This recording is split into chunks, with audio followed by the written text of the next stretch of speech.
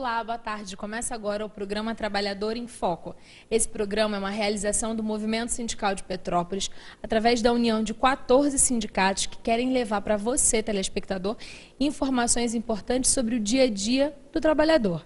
No programa de hoje, a gente vai conversar com o senhor Petrônio Garcia, que é o gerente-geral da Agência Imperial da Caixa Econômica Federal em Petrópolis. A gente vai falar um pouquinho sobre um assunto que deixa muita gente com o cabelo em pé, FGTS. Fica com a gente que a gente volta daqui a pouquinho.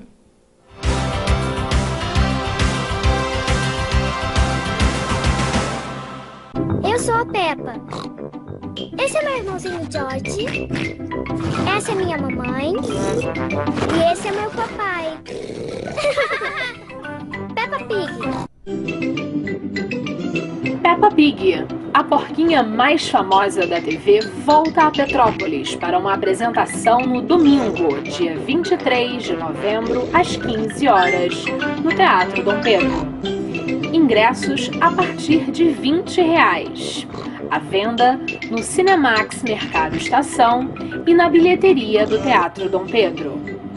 Informações através dos telefones 2231 9707 e 98101 4558, ou ainda através da fanpage da X da Questão Produções.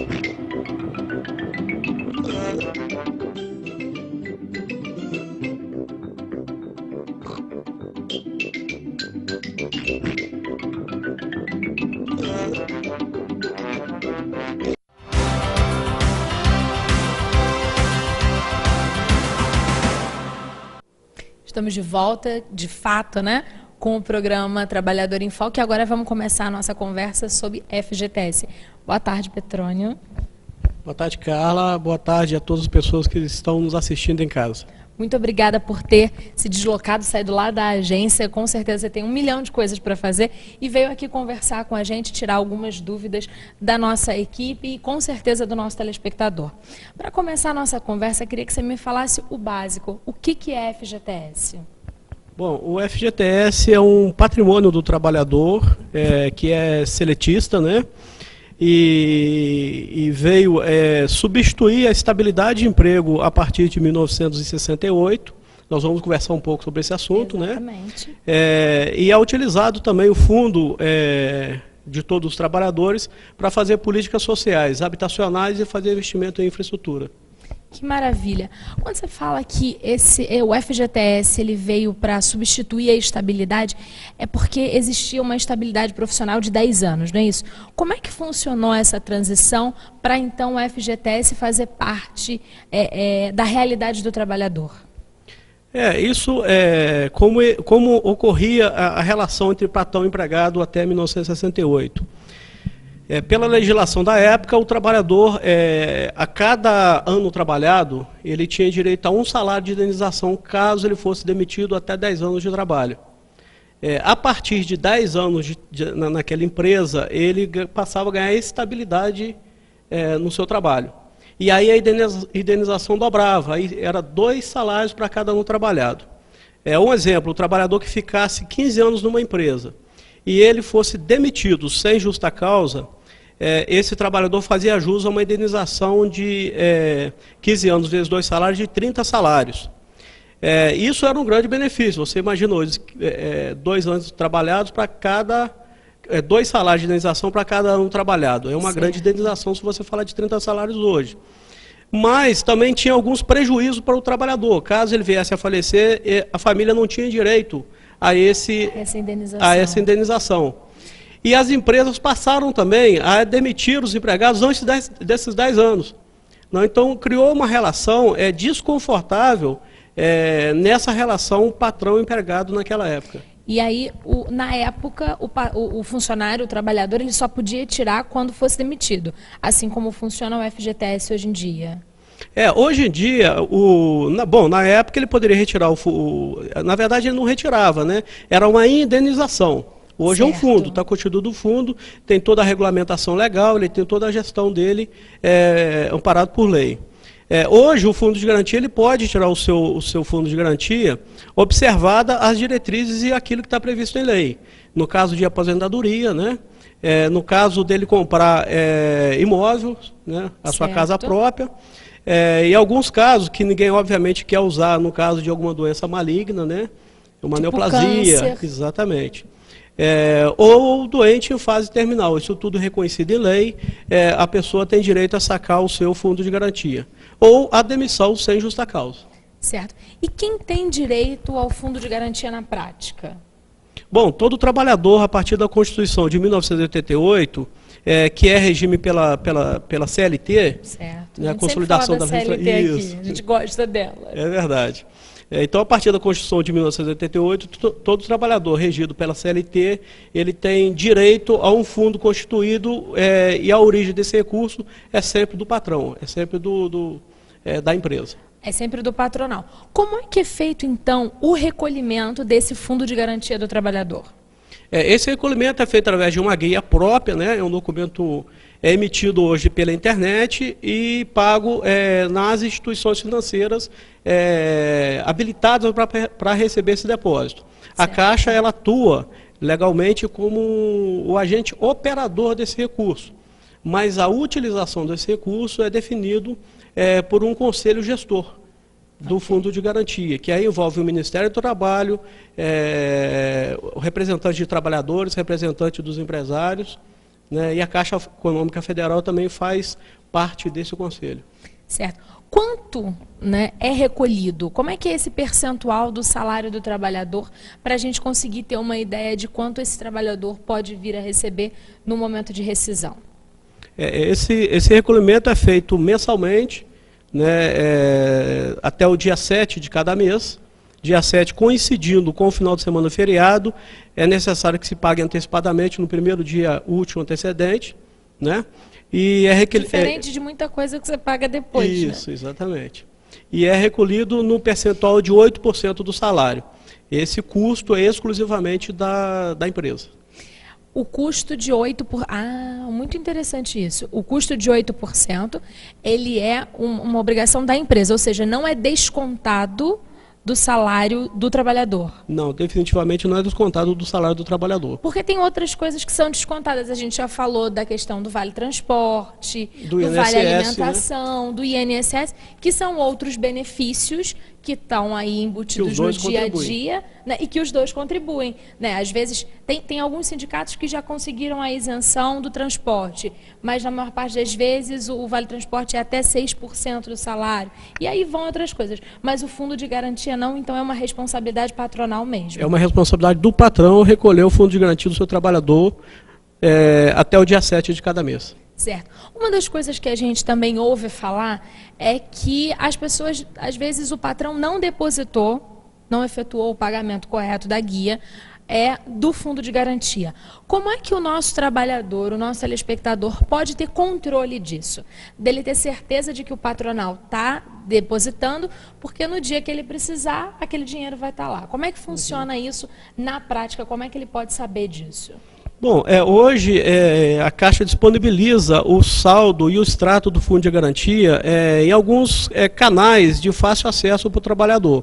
Aquele trabalhador que porta o cartão do cidadão e tem sua senha, ele pode, num terminal da Caixa, esses terminais que ficam no autoatendimento da agência, né, e com a senha ele tira ali o saldo e o extrato. Se ele tiver um telefone celular que tem acesso à internet, ele, na verdade, nem precisa, porque o SMS... ele pode se cadastrar no site da Caixa, a cada depósito de juros e correção do saldo do seu fundo de garantia e o recolhimento é mandado um torpedo para o celular dele. Mas que moderno. Muito moderno, muito moderno. É uma coisa simples, né? Ele cadastra o seu número de celular lá, né? Então todo mês ele recebe esse alerta, esse aviso. Para o cliente da Caixa, ele ainda pode acessar através do Internet Bank, né, ou via celular, que eu ia falar anteriormente, o smartphone, né, ou através da internet normal de sua casa, ele consulta lá todo o extrato analítico dele, desde todos os meses de vinculação dele naquela empresa. Né? E ainda tem a agência da Caixa, ele pode também recorrer a uma agência da Caixa, se ele tiver dificuldade de acessar em algum desses canais, ele pode recorrer à agência da Caixa para poder saber o saldo do seu fundo de garantia. Eu sempre recebi o meu pelo correio. Também é uma outra via. Pelo correio ainda é uma outra via. O que ocorre é que às vezes... É papel, né? A gente não precisa mais de papel. É verdade. A gente está assim no... Está tentando economizar o papel do mundo. O papel é árvore. Árvore cortada esquenta. A gente tem que tentar diminuir isso. É verdade. Tem se diminuído assim, e evitado até por conta disso tudo, né? Hoje você tem acesso a meios de informação muito mais ágeis, eficientes e menos onerosos para a natureza. Com certeza. Então, e até mesmo para a própria instituição em si, acho que a gente tem que colaborar de alguma forma. É verdade. Agora, se o trabalhador percebeu que o patrão não está efetuando o depósito do FGTS, o que ele tem que fazer? Que medida que ele, enquanto trabalhador, pode fazer? Tomara. Carla, a orientação que a gente passa quando o trabalhador procura a agência da Caixa, ou então numa conversa informal como essa nossa aqui, claro. A orientação primeiro é assim, ele identificou que existe uma diferença, que ele procura o seu patrão e fala, olha, eu estou identificando, faltou algum depósito? Se ele identificar que existe uma falta de recolhimento deliberada do patrão, o órgão fiscalizador definido em lei para esse caso é o Ministério do Trabalho. Ele pode se dirigir ao Ministério do Trabalho e informar dessa irregularidade. O Ministério do Trabalho irá procurar a empresa para resolver essa questão. Na semana passada a gente teve uma entrevista aqui com o doutor Luiz Cláudio. Luiz Cláudio, do Ministério do Trabalho. E, na verdade, uma das coisas que ele comentou com a gente, que eu me lembro muito bem, é do excesso de processos lá no Ministério do Trabalho. Então, telespectador, se o seu fundo de garantia não está sendo depositado, acho que a gente pode colocar uma coisa antes do Ministério do Trabalho. Sim. Tenta o contato com o seu patrão. Não resolveu, vai no sindicato. Porque o sindicato tem um peso de instituição que pode tentar, de alguma forma, ajudar. E aí, se não adiantou, vamos lá para o juiz, para a vara do trabalho, do Ministério do Trabalho. E como agora ele tem acesso ao extrato analítico, né, de todos os meses, né? Então ele sabe cada mês quando que foi depositado, se foi depositado está em atraso, ele tem informação. O que acontece se foi depositado em atraso, já que é até o dia 7, e se dia 7 é final de semana, tem que ser antes disso? Tem multa, tem a multa e a atualização daquele valor. Ah, certo. É igual um boleto normal, é igual um pagamento normal. É um compromisso assumido pela empresa. Que maravilha. A gente vai fazer um breve intervalo, volta daqui a pouquinho, continuando a nossa conversa sobre fundo de garantia. Fica com a gente.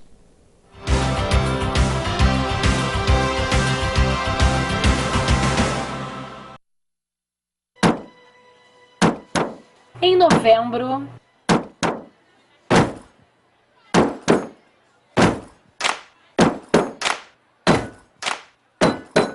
pela primeira vez em Petrópolis, o espetáculo infantil que sua criança vai amar.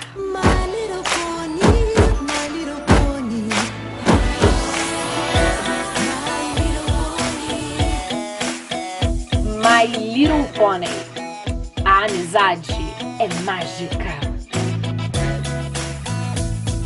22 de novembro, sábado, às 17 horas, no Teatro Dom Pedro.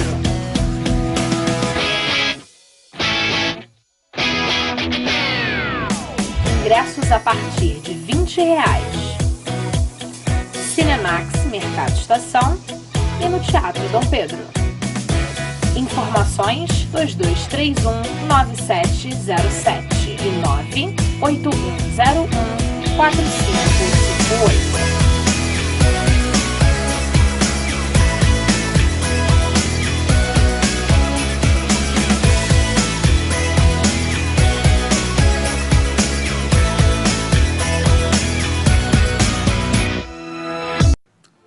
Olá, eu sou Osmar Prado e estou aqui para falar sobre algo muito grave. No Congresso Nacional, um projeto de lei pretende regulamentar a terceirização do trabalho no Brasil. Imagine a escola dos seus filhos sem professores, hospitais sem médicos e enfermeiros, uma construtora sem operários.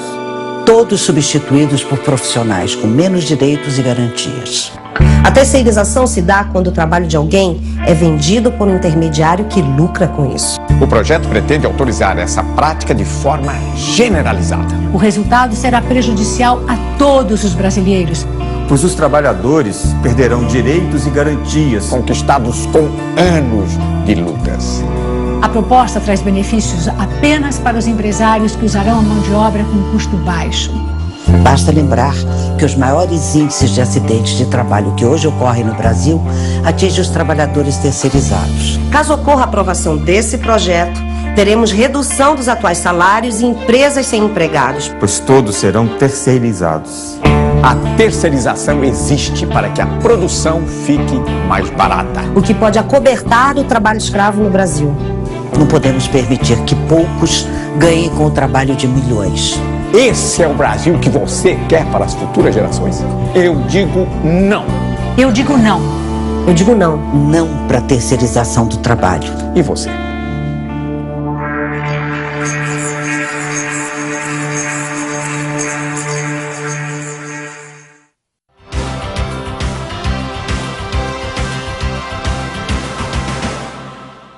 Estamos de volta com o programa Trabalhador em Foco e vamos dar continuidade para a nossa conversa com o senhor Petrônio Garcia, que é lá da Agência Imperial da Caixa Econômica Federal aqui de Petrópolis. Petrônio, a gente vai voltar falando para tentar explicar para o telespectador que o fundo de garantia, que é dele, também serve para ser utilizado para vários programas sociais. Não é isso? Quais são eles? O fundo de garantia, como é um recurso, primeiro é bom que se diga que é um recurso do trabalhador, mas a gestão dele é feita pelo Conselho Curador e Gestor do Fundo de Garantia. Hoje, várias operações financeiras, inclusive com prefeituras como o Prosaneamento, Protransporte, que são operações mais baratas para o município, a origem desse recurso, ela é decidida através, obviamente, do Conselho Gestor. É definido um orçamento anual de utilização desse recurso e principalmente no financiamento habitacional. Hoje o financiamento habitacional para famílias de uma renda menor, aquilo que é chamado de baixa renda, ela é toda financiada com recurso do Fundo de Garantia. Minha Casa Minha Vida? Inclusive o Minha Casa Minha Vida. Minha Casa Minha Vida tem um nome bom, a gente lembra, né? Então, na verdade, indiretamente ou diretamente, o fundo de garantia que pertence ao trabalhador também está ajudando o próprio trabalhador a conseguir a casa dele? Exatamente, é exatamente essa a conclusão que você fez. O recurso do trabalhador, que é o seu fundo de garantia, esse bolo todo, esse fundo, ele financia a casa própria para ele e para os demais trabalhadores que têm a quota parte dele nesse fundo, né?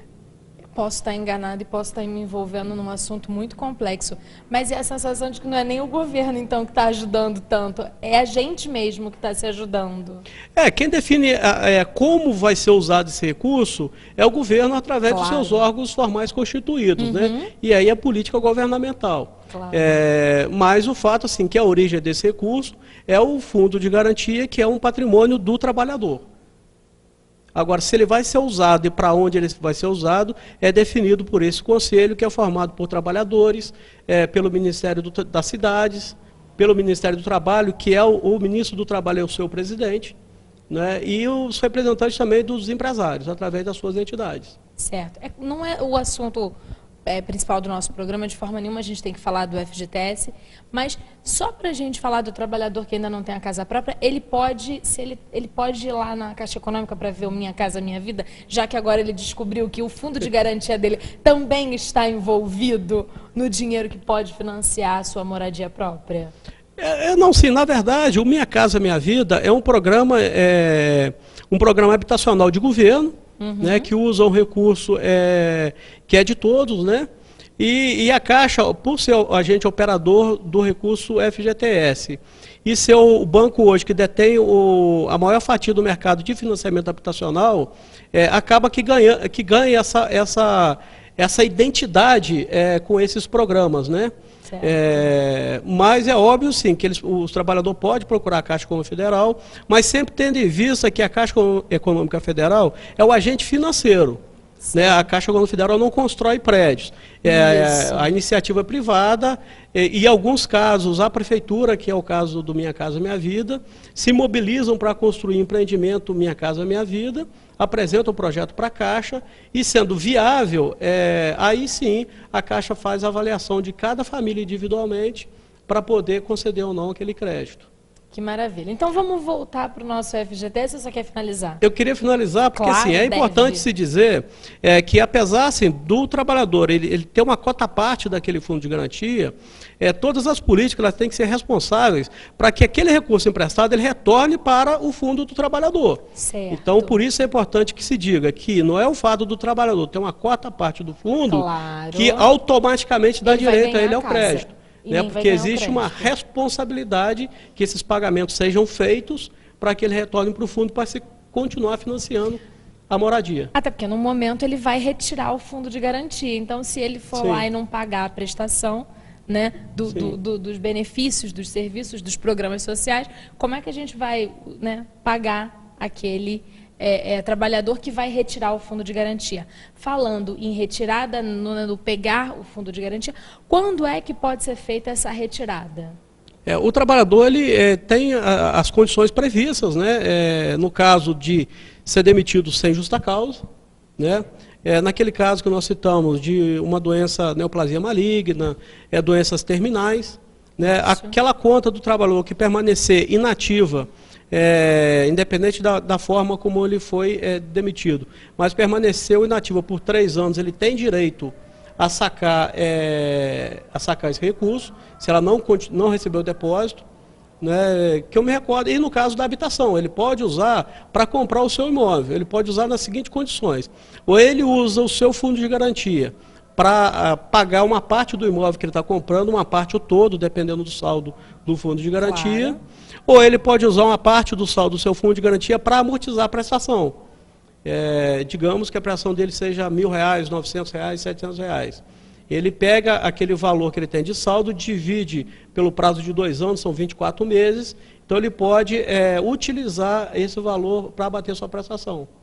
O que assim, é um grande benefício também, porque só nesses casos é que o trabalhador pode movimentar o seu fundo de garantia. Certo. Uma das questões que me levantaram agora em mente é que você disse 2 vezes durante o nosso programa que o fundo de garantia é retirado em caso de demissão sem justa causa. E com justa causa, ele perde o direito? Esse dinheiro fica guardado? Como não, é isso? Quando o trabalhador é demitido por justa causa, é um patrimônio dele, o recurso é dele. Ele só pode ser retirado quando nos casos dele se aposentar, da conta permanecer inativa. O dinheiro fica guardado, não pode ser utilizado por ele naquele momento. Não. Porque, em tese, ele fez alguma coisa muito errada e por isso foi demitido. Não necessariamente, né? Se ele foi demitido por justa causa, a justa causa pode ser de uma coisa muito grave e uma coisa pouco grave, né? Mas que deu origem que ele fez alguma coisa grave. Então, muito exatamente. Bom. Mas ele tem a conta dele vinculada do fundo de garantia, é uma conta individualizada, né? Aquilo é patrimônio dele, é direito dele. Certo. E é um bem assim inalienável, né?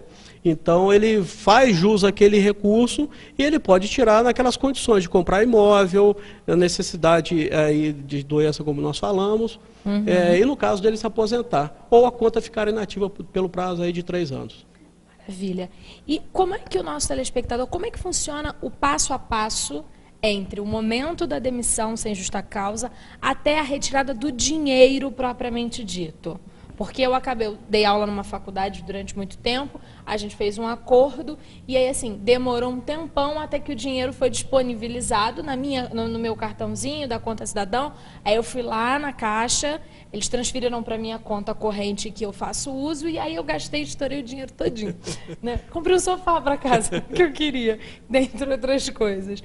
Mas na prática, qual é o passo a passo, o que deve ser feito? O que o trabalhador tem que fazer do momento da demissão até ele pegar o dinheiro de verdade de papel? Hoje a gente tem um sistema, né, obviamente, com o passar do tempo, eu não sei o tempo que você está citando aí do desligamento, mas hoje nós temos o Conectividade Social, que é um sistema onde a própria empresa faz o comunicado de desligamento do empregado no seu ambiente tecnológico. Ele tem senha lá, então ele comunica à Caixa que aquele trabalhador está sendo desligado e aí ali gera uma chave e ele recebe um papel e vai à Caixa Econômica Federal. Ele já não precisa ir 1, 2, 3 vezes na Caixa Econômica Federal. Ele só vai uma vez para receber o seu fundo de garantia, uma única vez. Maravilha. Petrônio, nosso programa está chegando ao fim. Queria que você fizesse as suas considerações finais a respeito do assunto, deixasse lá o endereço da agência, caso as pessoas queiram obter mais informações sobre isso, sobre todas as outras coisas que a Caixa Econômica está envolvida no nosso dia a dia. Bom, eu agradecer, né, Carla, a você pelo espaço cedido aqui, muito agradável, eu espero ter colaborado para esclarecer dúvidas das pessoas que estão nos ouvindo, né. A nossa agência, ela fica na Rua do Imperador, número 149, aqui no centro de Petrópolis, né. Demais informações vocês podem conseguir através do ambiente virtual no site www.caixa.gov.br ou www.fgts.gov.br, inclusive para se cadastrar para receber o seu saldo do Fundo de Garantia através do celular, através de SMS. Tá certo. Petrônio, muito obrigada, foi um prazer, eu tenho certeza que você conseguiu elucidar as questões tão importantes lá na cabeça do nosso telespectador. E obrigada a você também, telespectador, que ficou com a gente e que de alguma forma se instruiu a respeito de mais um assunto que tem a ver com o dia a dia do trabalhador. Lembrando que esse programa só existe, que a gente só consegue levar para você essas informações graças ao Movimento Sindical de Petrópolis, que sabe da importância de se ter um espaço autêntico e que fala a verdade sobre o dia a dia do trabalhador. A gente volta na próxima semana falando sobre Outubro Rosa. Isso mesmo. Vocês vão ver a assessora de imprensa da PPO entrevistando a presidente da PPO e a gente vai falar um pouquinho sobre o que vai acontecer em Petrópolis nesse mês, que é voltado para prevenção e detecção precoce do câncer de mama. Tá bom? Fica com a gente volta na próxima semana. Um abraço grande. Tchau, tchau.